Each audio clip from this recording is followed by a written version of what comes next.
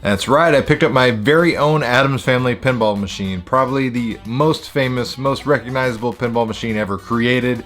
Been after this one for a little while. Prices have always been up and down and crazy high for this one. It's a high demand title, even though it is the most created pinball machine of all time as well. But it's highly sought after. It's got a lot of cool features. It has, you know, the thing hand that comes up and picks up the ball. It's got the automated thing flipper where it flips without you having your hands on the controls. Very innovative stuff for its time, but as luck would have it, this deal popped up into my lap, so I immediately hopped in a van, grabbed a wad of cash, and made a purchase of an Addams Family pinball machine as well as another arcade machine. And let me tell you, I absolutely earned it because I had to work my butt off to get these machines loaded up in a van. Arrived at the place where they were located. Apparently these have been in the basement of Grandma and Grandpa's house for over 25 years for the kids to play. Rarely ever got played was what I was told, and just looking at the condition of the machines I purchased, it definitely speaks that way. They were in great condition, but they were also just not really being used. You could tell that no one's really been enjoying these machines for a long time, so I was happy to you know, bring them to my collection where I'll actually play them. Not going to stick them somewhere and have them be forgotten about, but showed up, had to load these up. They were in a basement and there was no access to the road, so I had to take a dolly all the way down to the basement, down the steep hill, and they had their entire yard creek graveled, so I had to load up the machines onto the dolly, haul them back up a hill and creek gravel, and then load them up into the van, which was on a super steep incline, and it was an absolute nightmare to do by myself on a hot Saturday afternoon, but got it done. So I guess, you know, those gym hours are paying off. But got them home, started immediately disassembling it. First and foremost, I wanted to tear it down, make sure everything was clean, and, you know, kind of start my shop job. So I took everything apart, started cleaning it. Overall condition of the machine is actually really good for its age. The decals have some scratches, nicks, and tears here and there, but that's kind of be expected for a machine this old. The Playfield wear itself was very minimal. I was actually blown away with just how little there was. It kind of shows how little this game had been played, even though it is, you know, 30-some-year-old machine. But specifically the scoop hole around, you know, Uncle Fester's electric chair and all the other like the swamp kick out, and around by the bookcase, the thing hole, all these little areas that are normally worn up and chewed up and just, you know, torn to pieces over years and years of abuse, all were exceptionally good. Just very minimal wear, which was, you know, absolutely exciting for me to see, because that meant I didn't have to, you know, do some crazy Playfield swap or anything like that. So after I got the tear down, everything cleaned up, you know, got all those gross rubbers and everything removed from the Playfield. I started my LED swap because this machine had never seen an LED. It still had the original incandescent bulbs in it, so this was about as, you know, original as it gets in terms of an Addams Family pinball machine. Swapped out all my post rubbers, put the purple Titan silicone rubbers on there. I think they look nice. Definitely went with a purple theme for this machine just because, you know, purple's the color of royalty, and why not? It's very suiting for the Addams Family.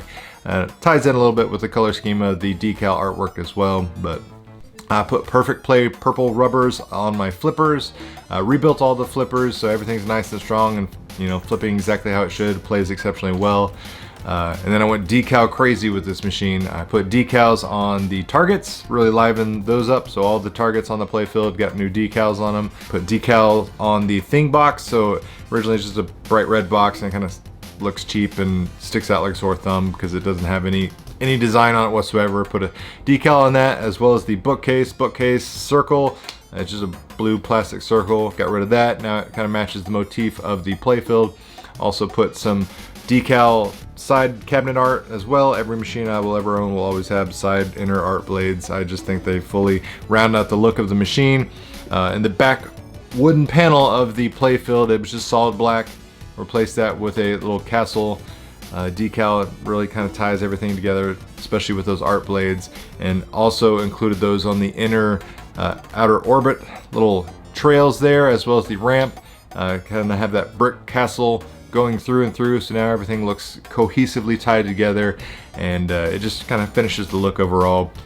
Pop bumpers, added those LED light rings to each pop bumper. This one has 5, so it really brightens it up. And of course, like I said, did the Comet LEDs throughout the entire playfield. And I took it even further because I even added the Pinlights Ultra Slim LEDs to the sides there of the pinball machine, and it definitely brightens this playfield up. Even with the LEDs on, you know, it's a big step over the incandescent bulbs, but it's still dim in terms of modern playfield lighting. So having those pin lights on there brightens it up, and the ability to, you know, change the warmth and the cool temperature color scale of it.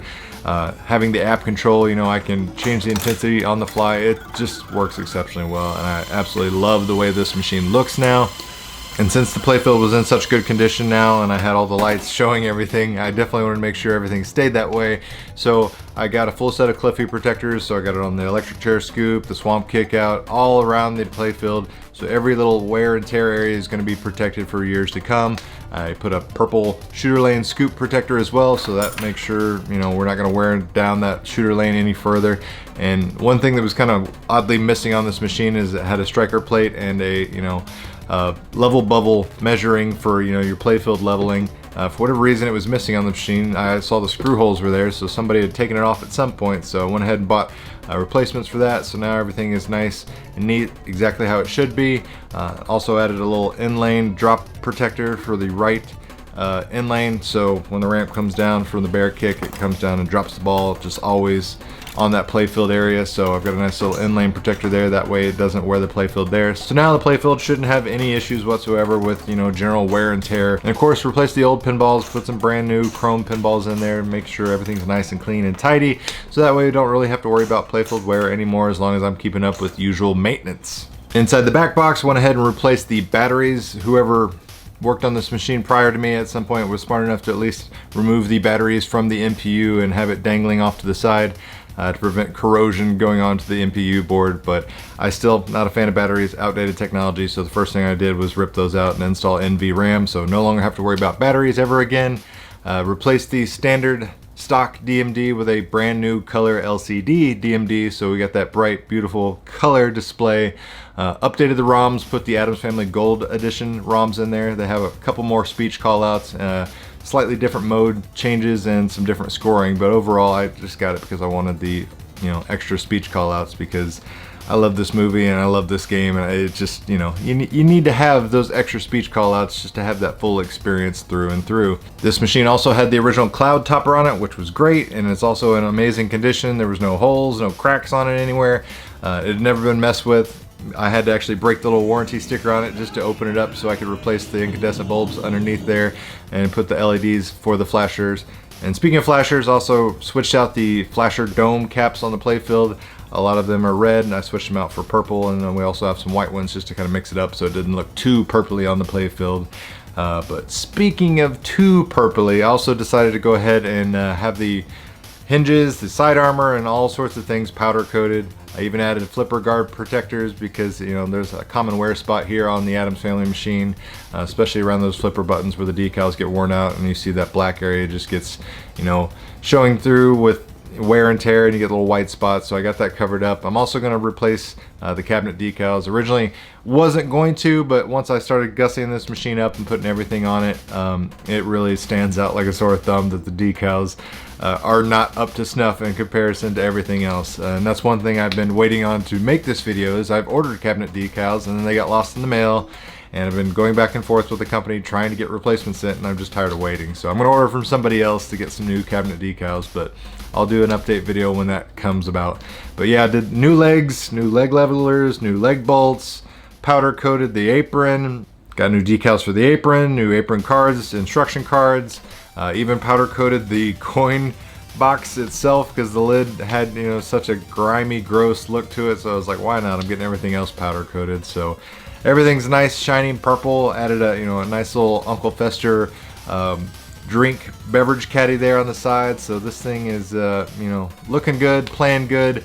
I just need to finish a couple of things here and there, but overall I'm super excited with how this turned out. Got a great price on it, and I'm happy to have this piece of pinball history in my collection. So guys, obviously you're probably familiar with Addams Family. Let me know what you think of it. It is a bit of a hard game because it has very short ball times, no ball saves, and it can be brutal at times, but it is still very fun to play. So let me know your thoughts and opinions of the Addams Family pinball machine down in the comments below.